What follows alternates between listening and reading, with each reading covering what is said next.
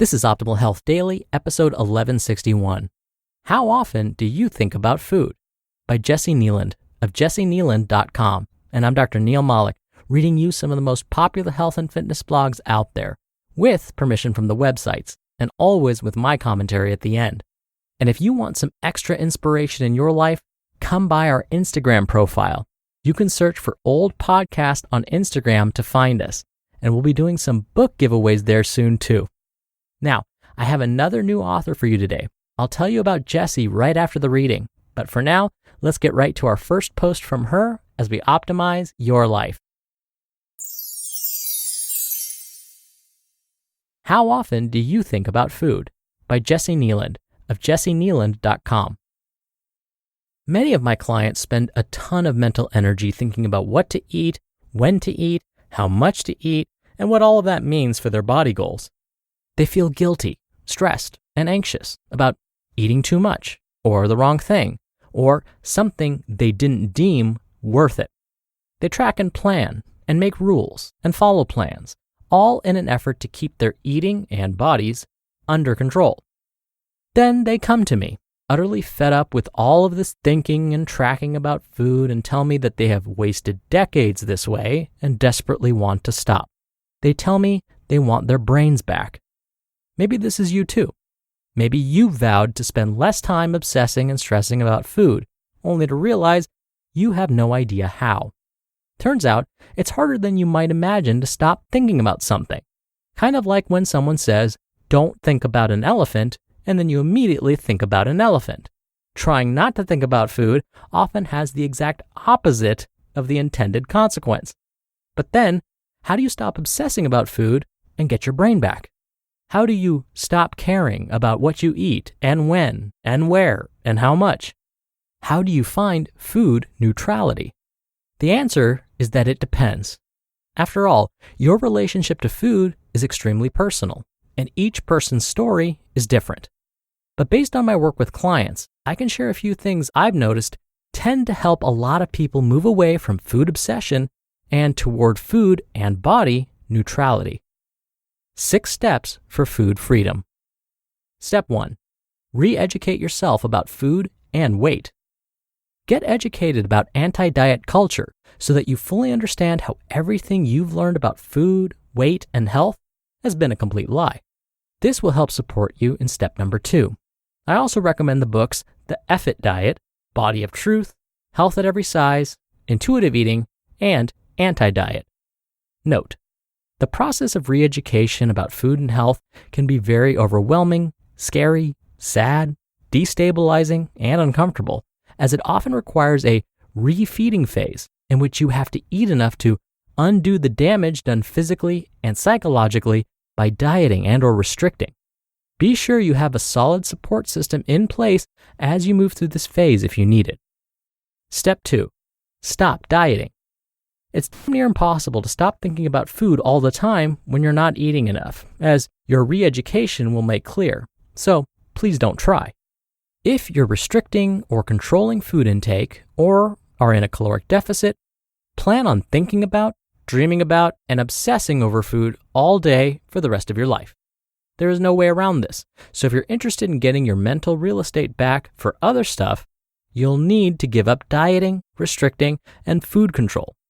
Pro tip, if you're thinking about food all the time, odds are pretty good you're just hungry and need to eat more. Step 3. Learn to listen to your body. Learn to tune into the signals of your body, including hunger and fullness, and embrace them all as the pure, neutral information they are. Your body comes fully equipped with a user manual in the form of feelings. When you need air, you breathe. When you need to pee, you feel pressure in your bladder telling you to go find a bathroom. When you need food, you feel hungry. When you've had enough, you stop. This user manual is perfectly tailored to you, which makes it a way better source of information than any external food plan. But it can be really hard to hear these signals if you've spent a long time tuning them out. And it can be even harder to trust if you've been taught that these signals are the enemy. Step 4. Dismantle moral attachment to food.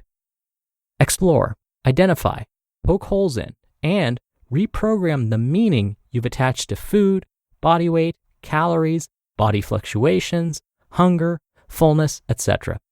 In every single example of stuff that freaks you out about food and body stuff, there are two components: the thing itself and the meaning you've attached to that thing. Maybe you associate hunger with danger, belly fat with being rejected, a certain number on the scale with being a failure, sugar with poison, or binging with weakness. Learn to detach the story about something's moral value from the thing itself, and then dismantle and reprogram that story. Food is neutral. Hunger is neutral. Belly fat is neutral. Sugar is neutral. Step 5. Recognize that you and your body are on the same team. Get super clear on the fact that your body has been trying to protect you every step of the way, no matter what your food or body weight journey has been. Your body has been on your side, whether that means protecting you from a perceived famine by making you binge after dieting, or helping you self-soothe with emotional eating. Recognizing that you're on the same side as your body is such an important part of rebuilding trust, which gives you better access to your body's user manual. Don't forget that your mind has been on your side all this time too. If you've been feeling crazy about food or your body weight, there is always a good reason. For many of my clients, obsessing about food helped protect them from feeling their feelings or facing the scary prospect of not being enough as they were. See if you can identify the ways in which your body or your mind have been trying to protect you, even as you treated them as the enemy. Step 6. Give up the idea that there is a right way to eat. Everyone is different. Some people thrive with dairy, some don't. Some feel best with lots of carbs, some with less. Because nobody is in your body, nobody knows how you should eat better than you. And even then, there is no end point or perfect way to eat for you. Appetite and cravings will fluctuate daily with your cycle, with your mood, with stress levels, with the season. That's exactly how it should be. There's no moral meaning attached to any of it, and there's no such thing as good food or bad food. So the best thing to do is ditch the external rules, clear out the stories about what food means, and then consistently tune in and listen to your body to figure out what works for you. If food neutrality feels like a completely impossible and faraway goal, consider the fact that the urge to eat and stop eating is as natural and self-sufficient as the urge to pee. You probably don't think much about peeing until you need to pee, right? Even if you're on a road trip and have had to hold it for so long that it's all you can think about for a while, after you pee, you just forget about it again, right? You don't ruminate or obsess. You just move on. The same thing can be true when it comes to eating. If you tune in, let yourself eat enough, and don't attach meaning to what you eat. The obsession will fade away. Your body was designed to regulate your weight naturally at the right weight for you, and if you follow the cues it gives you, that's exactly what will happen. But if you decide the right weight for you is much thinner than what your body wants to be naturally, or you're committed to a worldview in which what a person eats means something about their moral character or worth, then prepare to be obsessed by thoughts about food all day, every day, forever. I know which one sounds better to me.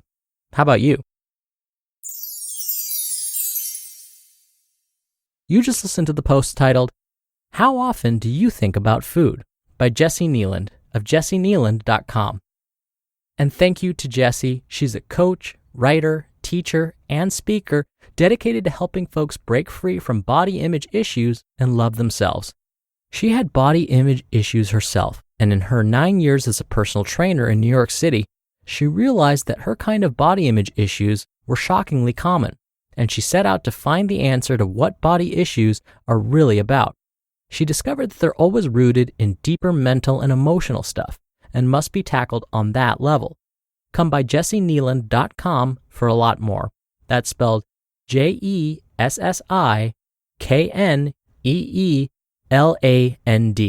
And I have that linked in this episode's description. Dr. Neil here for my commentary. I guess it would be unrealistic to have everybody think like the fictional character Cosmo Kramer from the hit sitcom Seinfeld. After ridding himself of his apartment refrigerator, long story, just another one of Kramer's harebrained schemes, and feeling hungry all the time as a result of getting rid of his refrigerator, he bragged to his good buddy and neighbor Jerry. He said, You know what I discovered? I like depriving myself of things. It's fun. Very monastic. But when I really think about it, Kramer does kind of have a point. I used to tell my weight loss patients that feeling hungry is going to be a natural part of life for a while. Instead of fighting that feeling or feeling as though they're less than for feeling a bit hungry, we have to find a way to quiet the feeling. We need to embrace it. Why? Well, because you're changing. You're changing your body. In order to change, you're going to have to get comfortable with a new normal.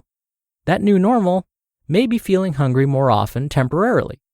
You're going to be eating less, so hunger is a very normal and natural response. Feeling hungry to the point where you feel weak or can't think straight or can't function isn't the goal. Instead, feeling a little hungry is okay. So as Jessi said, let's try not to obsess about it. Your body is trying to cue you, but it's cueing you based on old habits, an older version of the user manual. We're going to need version 2.0, the new and improved you user manual. Now, sometimes this cue isn't about hunger at all. Maybe it's about boredom. Maybe it's about anxiety or stress. Maybe it's thirst. So let's see if we can be okay with feeling a little hungry most of the day. We don't have to think of it as deprivation or fool ourselves into thinking it's fun like Kramer did. But maybe we can think of it as the first step toward a new version of ourselves, version 2.0, and take a more neutral approach to food. All right, that'll do it for today. I'll be back here tomorrow for the Friday Q&A, so I'll see you there where your optimal life awaits.